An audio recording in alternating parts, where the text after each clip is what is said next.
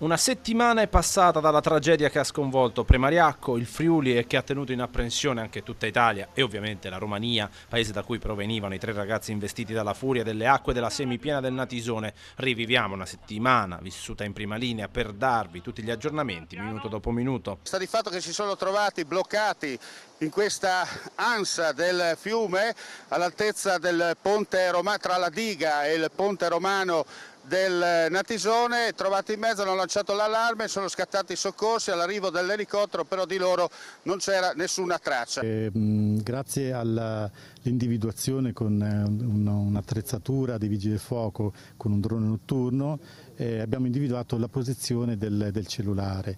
Adesso con estrema fatica, ma siamo riusciti a farlo, con l'intervento dei sommozzatori e dei soccorritori fluviali abbiamo individuato il cellulare dentro una borsettina della ragazza e quindi di una delle ragazze che è quella che ha diciamo, chiamato i soccorsi. Il primo l'abbiamo trovato noi vigili del fuoco con l'imbarcazione in dotazione percorrendo appunto il fiume Natisone. Il secondo è stato individuato dai volontari della protezione civile e poi è stato recuperato dai vigili del fuoco. A che distanza si trovavano rispetto al luogo dove sono state travolte dalla fiume? Ma possiamo dire, allora, intanto erano distanti l'una dall'altra. Dal punto in cui sono state travolte sarà quasi 1 chilometro, 700-800 metri. L'auto dei ragazzi è ancora, con cui sono arrivati da Udine, è ancora parcheggiata, come vedete, all'altezza dell'area di sosta. I tecnici del soccorso alpino, speleo alpino fluviale scenderanno lungo la sponda per iniziare di nuovo la battuta verso valle e nella speranza, come detto, di riuscire a ritrovare il ragazzo attualmente disperso. La conferenza stampa del procuratore Massimo Lia, che ha subito chiarito come sia stata aperta un'indagine per omicidio colposo contro ignoti.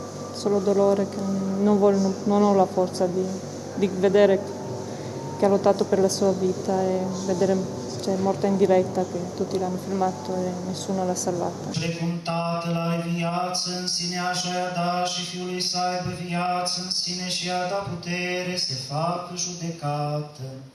Non si può fare altro che pregare.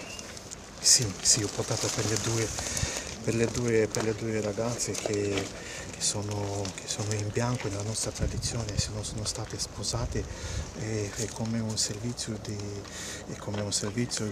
che si fa veramente come le nozze. Con la lente di ingrandimento piazzata sull'intervento dell'elicottero, con i 2 velivoli, il drago da Venezia e quello del soccorso alpino da Campoformido, partiti in orari diversi e arrivati in rapida successione, prima il secondo e poi il primo, sul posto, quando ormai i ragazzi erano già scivolati e l'unica cosa rimasta da fare per loro era perlustrare il Natisone prima del rientro alla base. Citiamo un fantasma, l'elicottero non c'è, sulla scena della tragedia l'elicottero non appare mai, perché una volta che i ragazzi si sono andati non c'è più la scena.